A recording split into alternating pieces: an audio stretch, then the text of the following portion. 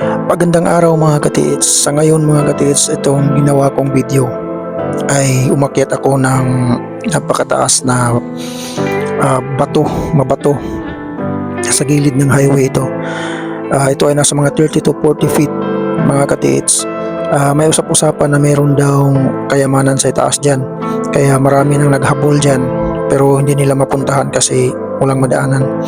So ito sinubukan kong akyatin ito mga katiits. At kung nakikita nyo ay mataas talaga. Pero masasabi ko nahihirapan talaga ako dyan. Pero wala na akong magawa kasi sinubukan ko na, napasubok na ako kaya tuloy-tuloy na. Mahirap na kasi bumaba. Meron kasing ano niyan sa itaas, malaking puno ng tugas. So kaya subukan kong tingnan ang area kung ano ang makikita ko mga katiits.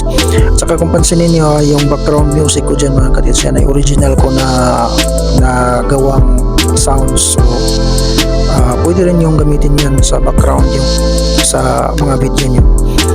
So yan mga katiits, no?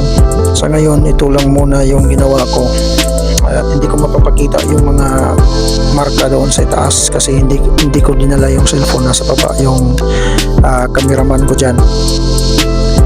So napakahirap mga katiits mag-climbing pala. Yung mga nagka-climb pala na mga na nag-adventure, talagang mahirap pala yun.